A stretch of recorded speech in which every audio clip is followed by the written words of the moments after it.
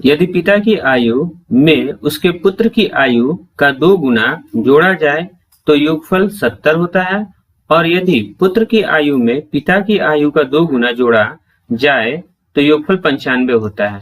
पिता और पुत्र की आयु ज्ञात कीजिए। तो हम यहाँ सबसे पहले लिखेंगे, माना कि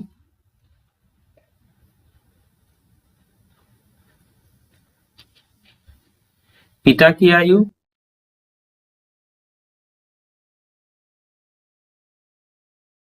बराबर x वर्ष, ठीक है, और पुत्र की आयु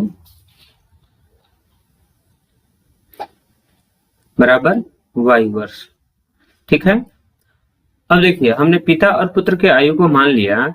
अब प्रश्न के पहले भाग में क्या कहा जा रहा है? देखिए, प्रश्न का पहला भाग यहाँ से यहाँ तक है।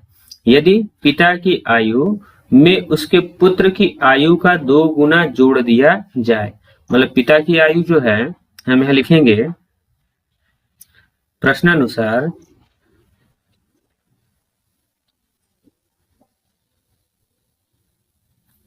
पिता की आयु है x।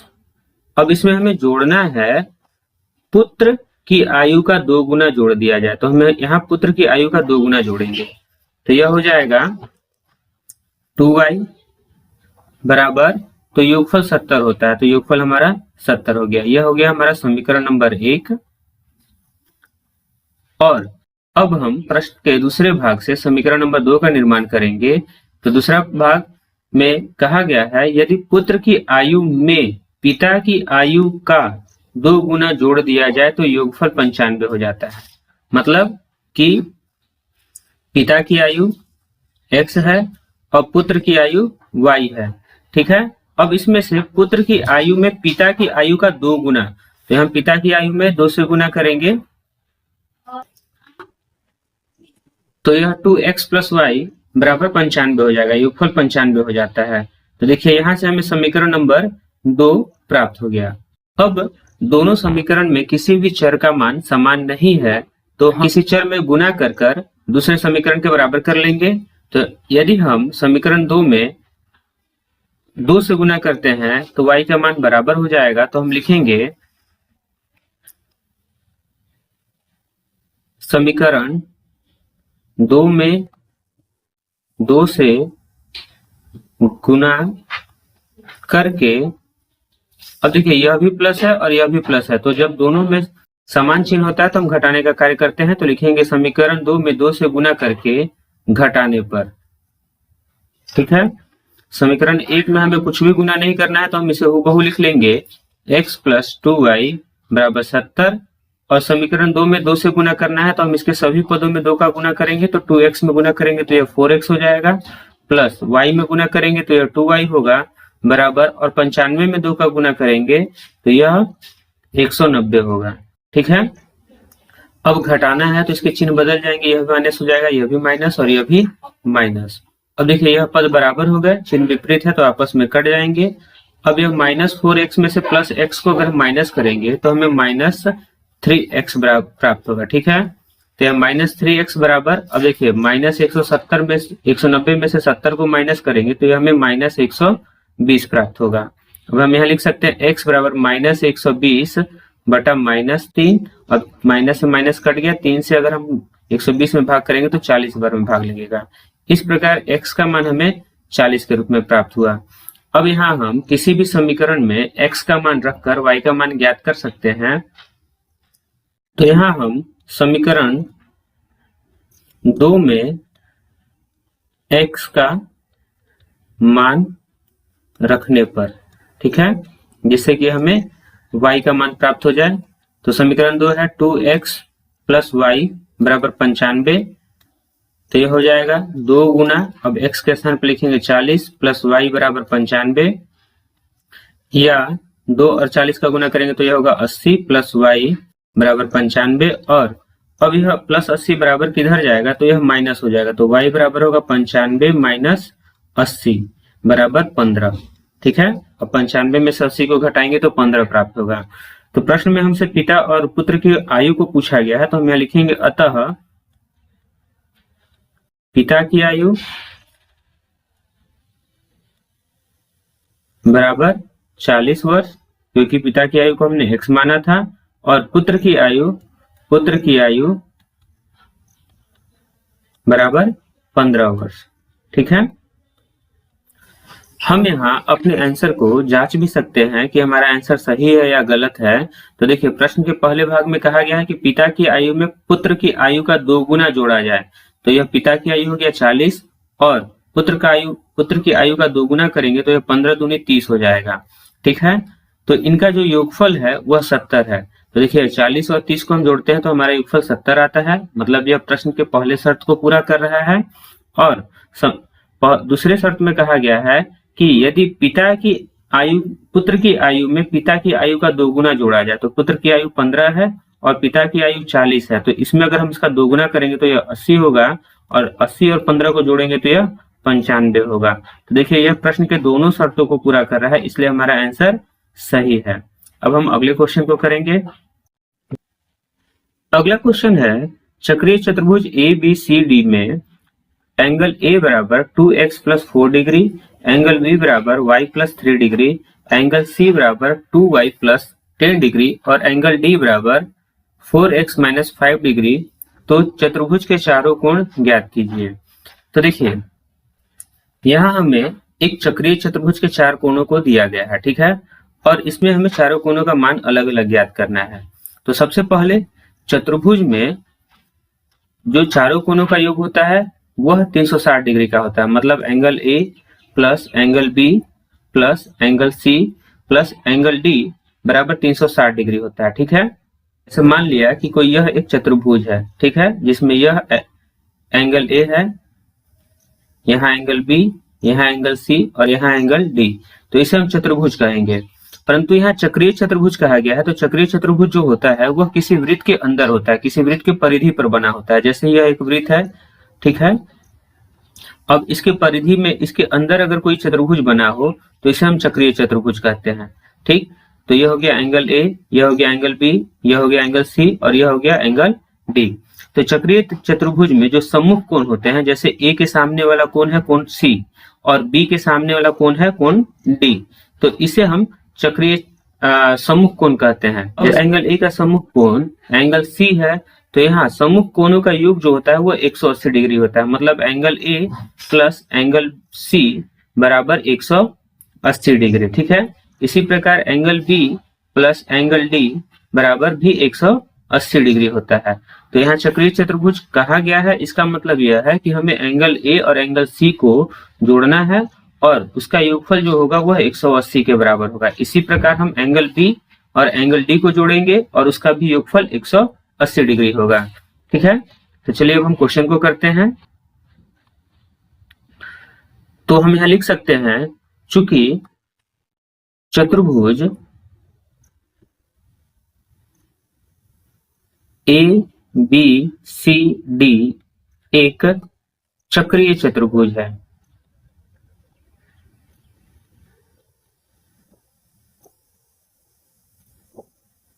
इसलिए angle A plus angle C बराबर 180 डिग्री तथा angle B plus angle D बराबर 180 डिग्री। ठीक है, क्योंकि सम्मुख कोणों का योग लिख सकते हैं सम्मुख कोणों का योग। ठीक है, अब हम यहां से दो समीकरण का निर्माण करेंगे। तो हम लिख सकते हैं एंगल A का मान क्या है 2x प्लस 4 डिग्री, ठीक है, प्लस एंगल C का मान है 2y प्लस 10 डिग्री, तो यह हो जाएगा बराबर 180। ठीक है, अब इसे हल करेंगे तो यह होगा 2x प्लस 2y प्लस 10 और 4 को जोड़ेंगे तो ये 14 होगा बराबर 180। अब यह 14 प्लस में बराबर किधर आएगा तो माइनस हो जाएगा, तो यह हम यहां से 2 कॉमन भी ले सकते हैं। तो हम यहाँ लिखेंगे 2x प्लस 2y बराबर 180 माइनस 14। अब देखिए यहाँ x और y में 2 है तो 2 को हम कॉमन ले लेंगे, तो यह हो जाएगा x प्लस y बराबर, अब 180 में से 14 को माइनस करेंगे तो यह 164 होगा, 166 होगा। ठीक है, अब हम इसे लिख सकते हैं x प्लस y बराबर 166/2। ठीक है, 2 से भाग करेंगे तो यह 83 बार में भाग लगेगा। इस प्रकार एंगल x प्लस वाई बराबर 83 डिग्री के रूप में प्राप्त हुआ और यह हो गया हमारा समीकरण नंबर 1। ठीक है, अब हम समीकरण नंबर 2 का निर्माण करेंगे। तो angle B plus angle D बराबर 180 डिग्री है। तो एंगल B का मान जो दिया गया है वह है y plus 3 degree plus angle D का मान है 4x माइनस 5 डिग्री बराबर 180 डिग्री। ठीक है, अब इसे हल करेंगे तो यह होगा y plus 3 plus 4x minus 5 बराबर 180। अब देखिए यहाँ से हम इसे लिख सकते हैं 4x को पहले लिख लिया, फिर लिखेंगे प्लस y। अब देखिए -5 में से अगर +3 को प्लस माइनस की क्रिया करेंगे तो माइनस होगा और यह -2 के रूप में प्राप्त होगा बराबर 180। ठीक है, या 4x प्लस y बराबर 180, यह माइनस में इधर आकर प्लस हो जाएगा तो यह 182 हो जाएगा। तो 4x प्लस y बराबर 182 डिग्री। ठीक है, यह हो गया हमारा समीकरण नंबर 2। अब देखिए यहाँ समीकरण 1 और 2 में y का मान समान है और चिन्ह भी समान है, तो हम यहाँ घटाने का कार्य करेंगे और लिखेंगे समीकरण 1 में से 2 को घटाने पर, तो समीकरण 1 हमारा है x प्लस वाई बराबर 83 और समीकरण 2 है 4x प्लस वाई बराबर 182। ठीक है, अब घटाने का कार्य करना है तो यह माइनस हो जाएगा, यह भी माइनस और यह भी माइनस, ये दोनों पद बराबर हैं, चिन्ह विपरीत है तो कट जाएंगे और 4x में से x को माइनस करेंगे तो यह -3x प्राप्त होगा। ठीक है, बराबर अब -182 में से 83 को माइनस करेंगे तो यह -99 के रूप में प्राप्त होगा। ठीक है, अब हम यहाँ लिख सकते हैं x बराबर -99 बटा -3, तो माइनस से माइनस कट जाएगा और 3 से 99 में 33 बार में भाग करेंगे तो x का मान जो प्राप्त होगा वह 33 होगा। ठीक है, अब समीकरण 1 में हम x का मान रखकर y का मान ज्ञात कर सकते हैं। तो लिखेंगे समीकरण 1 में x का मान रखने पर, समीकरण 1 है हमारा x प्लस वाई बराबर 83, तो यह हो जाएगा 33 प्लस वाई बराबर 83। अब यह प्लस बराबर को उधर जाएगा तो माइनस होगा, तो y बराबर 83 माइनस 33 या y बराबर 50 डिग्री। तो देखिए यहाँ हमें x और y का मान प्राप्त हो चुका, परंतु प्रश्न में हमें चारों कोणों का मान पूछा गया है, तो हम चारों कोणों का मान अलग अलग ज्ञात करेंगे। अब देखिए प्रश्न में एंगल A बराबर लिखा गया है, एंगल A बराबर दिया गया है 2x प्लस 4 डिग्री। ठीक है, एंगल B बराबर दिया गया है y plus 3 degree. Angle C बराबर दिया गया है 2y प्लस 10 डिग्री और एंगल D बराबर दिया गया है 4x माइनस 5 डिग्री।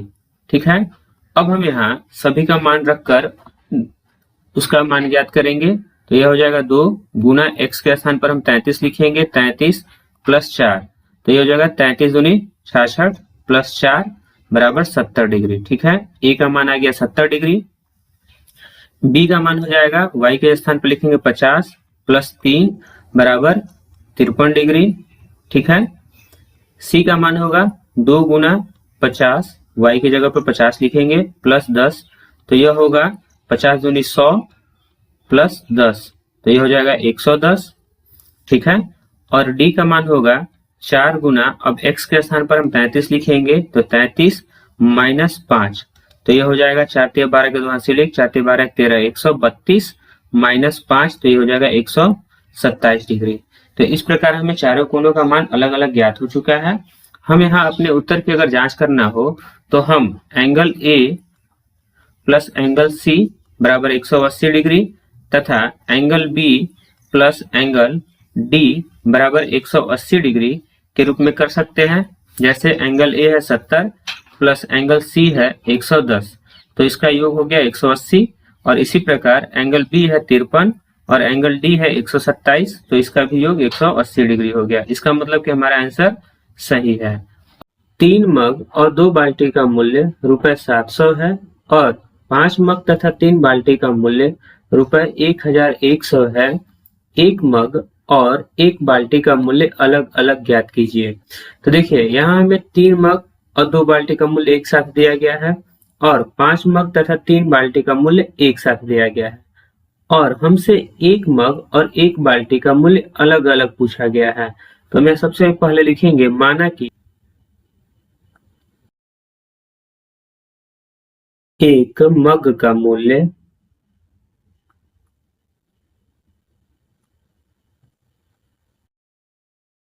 बराबर X रुपए। ठीक है, इसी प्रकार हम यहाँ एक बाल्टी का भी मूल्य मानेंगे। एक बाल्टी का मूल्य बराबर Y रुपए। ठीक है, हमने मग और बाल्टी का मूल्य अलग अलग मान लिया। अब देखिए पहले कथन में कहा गया है कि 3 मग और 2 बाल्टी का मूल्य ₹700 है। ठीक है, तो इसके हिसाब से, तो इसके अनुसार जो हमें समीकरण बनेगा वह होगा, मग है x तो ये हो जाएगा 3x प्लस बाल्टी है y तो ये हो जाएगा 2y बराबर 700। ठीक है, यह हो गया हमारा समीकरण नंबर 1। और प्रश्न के दूसरे भाग से जिसमें कहा गया है कि और 5 मग तथा 3 बाल्टी का मूल्य ₹1100 है, तो इसके अनुसार जो समीकरण बनेगा वह होगा 5x प्लस 3y बराबर ₹1100। ठीक है, यह हो गया हमारा समीकरण नंबर 2। अब देखिए समीकरण 1 और समीकरण 2 में किसी भी चर का गुणांक बराबर नहीं है। जैसे यहाँ y का गुणांक 2 है और यहाँ y का गुणांक 3 है और x में x का गुणांक 3 है और x का गुणांक 5 है। तो हम किसी भी चर का गुणांक बराबर करेंगे तो इसके लिए हम समीकरण 1 में 3 से गुना करेंगे तथा समीकरण 2 में 2 से गुना करेंगे, जिससे कि y का गुणांक बराबर हो जाए। ठीक है, और दोनों में प्लस का चिन्ह है, तो गुना करने के बाद हम घटाने की क्रिया करेंगे। तो इसके लिए लिखेंगे समीकरण 1 में 3 से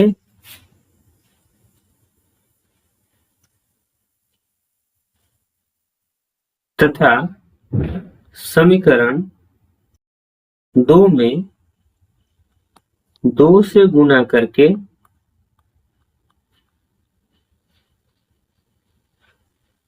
घटाने पर।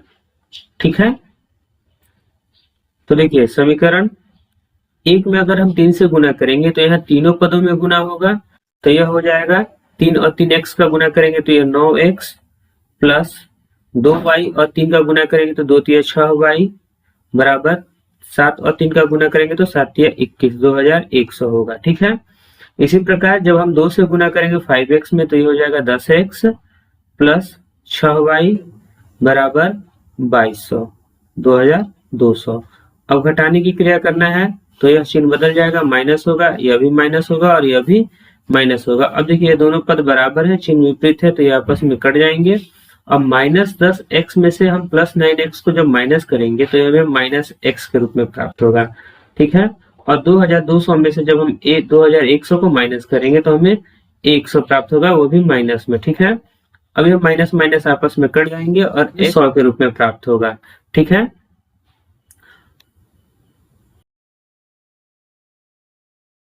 अब देखिए यहाँ हमें x का मान प्राप्त हो चुका है। अब हम इसे किसी भी समीकरण में रखकर y का मान ज्ञात कर सकते हैं। तो हम लिखेंगे समीकरण 1 में x का मान रखने पर,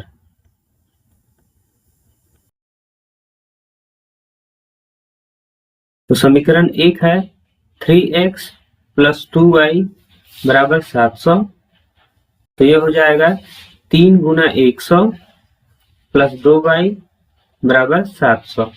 ठीक है, या यह हो जाएगा 300 प्लस 2y बराबर 700। अब देखिए यहाँ से 300 प्लस में बराबर किधर जाएगा तो माइनस हो जाएगा, तो ये होगा 2y बराबर 700 माइनस 300।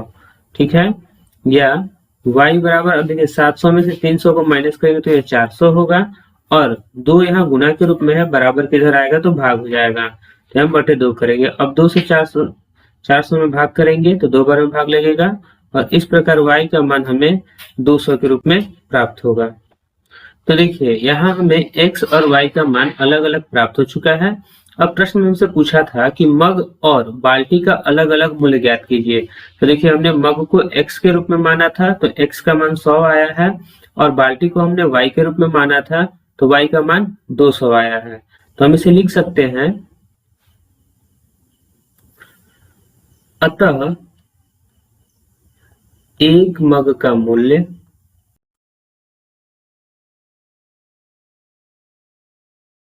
बराबर 100 रुपए तथा एक बाल्टी का मूल्य बराबर 200 रुपए। ठीक है, और ये हमारा आंसर होगा। अब हम अगले क्वेश्चन को करेंगे। यह क्वेश्चन है, इस समय ए की आयु बी की आयु से 2 गुनी है। 8 वर्ष बाद उनकी आयु 7:4 के अनुपात में हो जाएगी। इस समय प्रत्येक की आयु कितनी है? तो देखिए इस समय प्रत्येक की आयु पूछा गया है, इसका मतलब वर्तमान आयु को पूछा गया है। तो सबसे पहले हम लिखेंगे, माना कि ए की वर्तमान आयु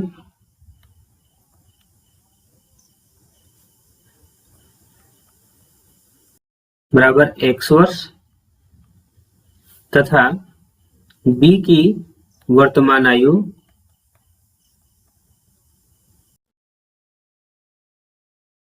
बराबर y वर्ष। ठीक है, यहाँ हमने a और b की वर्तमान आयु को मान लिया। अब देखिए प्रश्न के पहले भाग में कहा गया है कि a की आयु b की आयु से 2 गुनी है, तो हम यहाँ लिख सकते हैं प्रश्नानुसार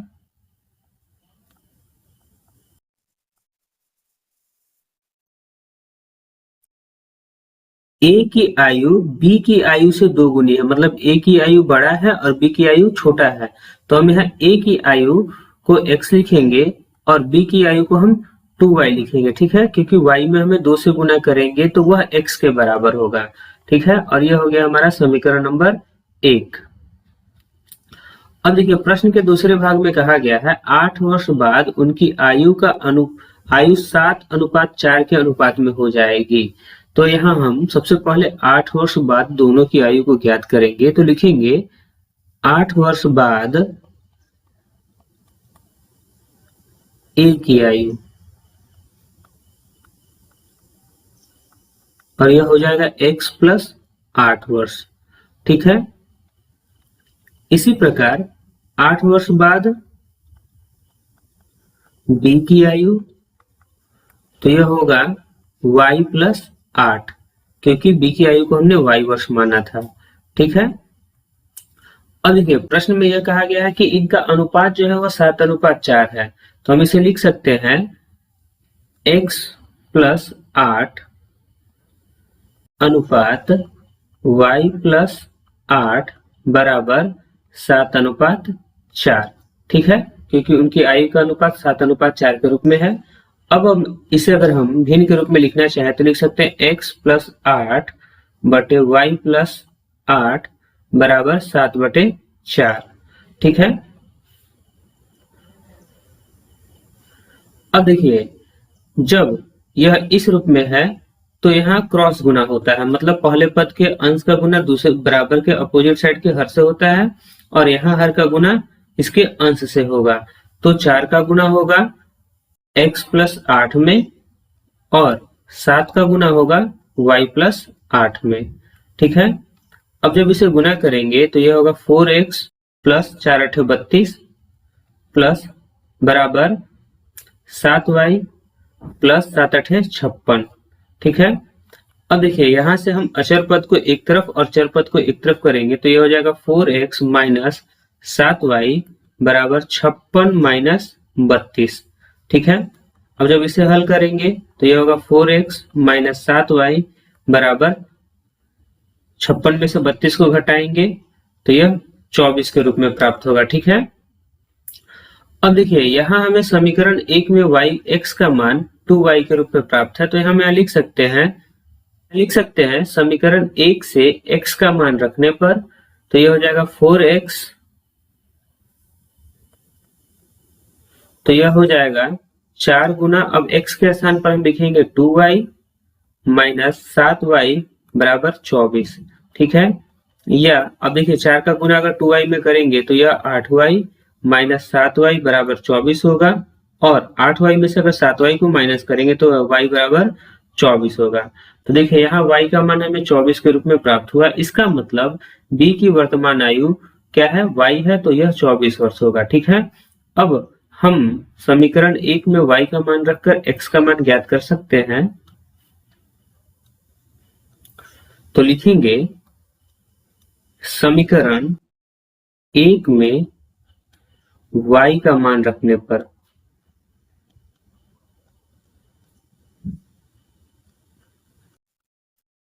और यह हो जाएगा x बराबर 2 गुना, अब y का मान है 24, तो लिखेंगे 2 गुना 24 बराबर x बराबर 48। ठीक है, इसका मतलब यह हुआ कि हम लिखेंगे अतः a की वर्तमान आयु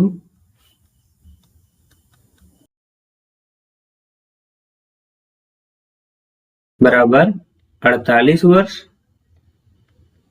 तथा b की वर्तमान आयु बराबर 24 वर्ष। ठीक है, यही हमारा आंसर होगा। अब हम अगले क्वेश्चन को करेंगे।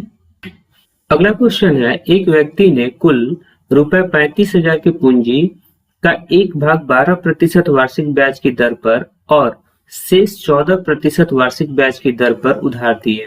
यदि उसे कुल वार्षिक ब्याज रुपए 4,460 मिला हो तो उसने अलग अलग कितना धन उधार दिए थे। तो देखिए यहाँ एक व्यक्ति 35,000 रुपए की पूंजी को दो भागों में उधार पर देता है। पहला भाग है 12% वार्षिक ब्याज की दर और दूसरा भाग है 14% वार्षिक ब्याज की दर पर। ठीक है, जिससे कि उसे कुल वार्षिक ब्याज जो प्राप्त होता है वह 4,460 रुपए के रूप में प्राप्त होता है। ठीक है, और हमसे पूछा गया है कि अलग अलग कितना धन उधार दिए गए थे। तो हमें सबसे पहले अलग अलग उधार दिए गए धनराशि को मानेंगे। तो लिखेंगे माना कि देखिए यहाँ यह 12% वार्षिक ब्याज की दर से और 14% वार्षिक ब्याज की दर से धन उधार देता है। तो लिखेंगे माना कि 12% वार्षिक ब्याज की दर से दिया गया उधार बराबर x रुपए। ठीक है, उसने 12% की दर से x रुपए उधार दिया। इसी प्रकार हम 14% वार्षिक ब्याज की दर से दिया गया उधार को y रुपए मानेंगे। ठीक है, अब देखिए यहाँ हमें दो समीकरण को बनाना है क्योंकि यहाँ हमने दो अलग अलग चर को माना है। तो इसके लिए हम पहले समीकरण का जो निर्माण करेंगे वह उसके कुल पूंजी पे करेंगे। ठीक है, जब उसने x और y रुपए उधार दिया है तो वह कुल कितने रुपए उधार देता है, तो 35,000 रुपए को उधार देता है। तो हम यह लिखेंगे प्रश्नानुसार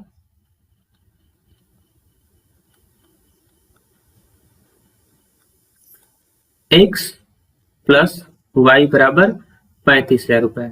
क्यों? क्योंकि 12% और 14% की दर पर वह क्रमशः x और y रुपए उधार देता है और कुल उधार दी गई रकम जो है वो 35,000 के बराबर है। ठीक है, इससे हमें समीकरण नंबर 1 प्राप्त हो गया। ठीक है, अब प्रश्न के दूसरे समीकरण का निर्माण हम ब्याज की राशि के आधार पर करेंगे। ठीक है, जिसमें वह 12% की दर से ब्याज प्राप्त करता है और 14% की दर से ब्याज प्राप्त करता है। तो हम यहाँ सबसे पहले दोनों का ब्याज अलग अलग याद करेंगे। तो लिखेंगे 12% वार्षिक दर पर प्राप्त ब्याज।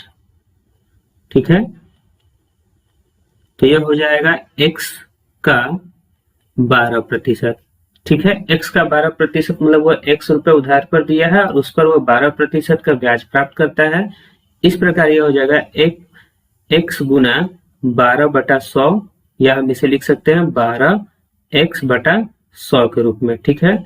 इसी प्रकार हम 14% वार्षिक ब्याज की दर पर प्राप्त ब्याज ज्ञात करेंगे। तो लिखेंगे 14% वार्षिक दर पर प्राप्त ब्याज। ठीक है। यह हो जाएगा y का 14%, मतलब 14y/100। ठीक है। अब देखिए यहाँ हमने दोनों का अलग अलग ब्याज ज्ञात कर लिया और ब्याज के रूप में उसे कुल 4,460 रुपए प्राप्त हो रहे हैं। इसलिए हम यहाँ लिख सकते हैं 12x/100 प्लस 14y/100 बराबर 4,460। ठीक है। मतलब यह दोनों ब्याज हैं अलग अलग उसके। अब हम इसको लिख सकते हैं 12x प्लस 14y/100। ठीक है। जैसे कि भिन्न का हम जोड़ करते हैं तो उसी प्रकार हम यहाँ दोनों 100 जो है उसका लसागु लेंगे तो 100 होगा और अंश में 12x प्लस 14y के रूप में प्राप्त होगा। ठीक है। अब यह हो जाएगा 4,460। अब 100 बराबर के उधर जाएगा तो वह गुना में हो जाएगा, तो इस प्रकार होगा 12x प्लस 14y बराबर 4,460 में अगर हम 100 से गुना करेंगे तो हमें यहाँ 2 शून्य बढ़ाना होगा। ठीक है। अब देखिए इससे हमें समीकरण नंबर 2 प्राप्त हो गया। ठीक है। पूरी प्रक्रिया को एक बार फिर से दोहरा लेते हैं। जैसे प्रश्न में कहा गया है कि एक व्यक्ति ने कुल 35,000 रुपए की पूंजी उधार दिया, जिसे वह 2 भागों में 12% और 14% की ब्याज की दर पर वह देता है। तो इसके लिए हमने 12% पर जो ब्याज दे रहा है उसके लिए हमने x रुपए माना और 14% वार्षिक ब्याज पर जो उधार दिया जा रहा है हमने उसे y माना। ठीक है। और समीकरण 1 का निर्माण करने के लिए हमने उसकी कुल पूंजी को x प्लस वाई बराबर 35,000 के रूप में लिखा और समीकरण नंबर 2 का निर्माण करने के लिए हमने 12% की दर पर जो ब्याज प्राप्त हुआ है उसे ज्ञात किया है। ठीक है। उसी प्रकार 14% की दर पर जो उसने ब्याज प्राप्त किया है उसे ज्ञात किया है और इन दोनों का योग हमने कुल ब्याज की राशि जो 4,460 है उसके बराबर लिखा है। ठीक है। अब देखिए यहाँ समीकरण 1 और 2 में किसी भी चर का गुणांक बराबर नहीं है। जैसे यहाँ x का गुणांक 1 है और यहाँ x का गुणांक 12 है। ठीक है। उसी प्रकार यहाँ भी y का गुणांक 1 है और यहाँ y का गुणांक 14 है। तो विलोपन विधि से हल करने के लिए हमें किसी भी चर का गुणांक बराबर करना होगा। तो इसके लिए या तो हम x का गुणांक बराबर कर ले या y का गुणांक बराबर कर ले। तो हम यहाँ y में अगर 14 का गुणा करेंगे तो y का गुणांक बराबर हो जाएगा। तो हम इसके लिए लिखेंगे समीकरण 1 में 14 से गुना करके समीकरण 2 को घटाने पर। ठीक है। तो देखिए समीकरण 1 हमारा x प्लस वाई बराबर 35,000 है। तो जब हम 14 से गुना करेंगे तो यह हो जाएगा 14x प्लस 14y बराबर, अब इसमें हम 35 में 14 से जब गुना करेंगे 35,000 में तो सबसे पहले हम 3 शून्य बैठा लेते हैं। अब 14 में 5 से गुना करेंगे 14 25 70 के शून्य यहाँ से 7 और 14 3 42 और 7 49। ठीक है। और समीकरण 2 में हमें गुना नहीं करना है तो हम इसे उसी प्रकार लिखेंगे 12x प्लस 14y बराबर 4,46,000। ठीक है। अब देखिए यहाँ घटाने की क्रिया करना है तो यहाँ चिन्ह बदल जाएंगे, यह प्लस माइनस हो जाएगा, यह प्लस माइनस हो जाएगा और यह भी माइनस हो जाएगा। देखिए यहाँ चिन्ह विपरीत है, पद बराबर है तो ये दोनों कट जाएंगे। अब 14x में से 12x को माइनस करेंगे तो यह 2x के रूप में प्राप्त होगा बराबर, जब हम यहाँ माइनस करेंगे तो यह 4,000 और यह 8 में से 4 जाएगा 4 बचेगा। ठीक है। तो यह x बराबर 44,000 बटा 2। अब 2 से 44,000 में भाग करेंगे तो यह 22,000 हो जाएगा। ठीक है। इस प्रकार x का मान हमें 22,000 के रूप में प्राप्त हो गया। अब समीकरण 1 में x का मान रखकर हम y का मान ज्ञात कर सकते हैं। तो इसके लिए लिखेंगे समीकरण 1 में x का मान रखने पर। ठीक है, यह हो जाएगा x प्लस वाई बराबर 35,000 है। ठीक है, तो x की जगह पर लिखेंगे हम 22,000 प्लस वाई बराबर 35,000। अब देखिए यह हो जाएगा y बराबर 35,000 माइनस 22,000। ठीक है, अब यह घटाएंगे तो y का मान हमें 13,000 के रूप में प्राप्त होगा। ठीक है, तो देखिए यहाँ x और y का मान हमें प्राप्त हो गया। अब x को हमें 12% वार्षिक दर पर दिया गया उधार के रूप में माने थे, तो 12% पर जो उधार दिया गया है वह है 22,000 रुपए, और 14% वार्षिक ब्याज की दर से जो धन उधार दिया गया है वह है 13,000 रुपए। ठीक है, यही हमारे आंसर है। इसी के साथ इस अभ्यास के सारे क्वेश्चंस हो गए। अब हम अगले वीडियो में नए अभ्यास के साथ मिलेंगे। यदि आपको हमारा वीडियो अच्छा लगता है तो प्लीज कमेंट कर बताएं। तब तक के लिए धन्यवाद।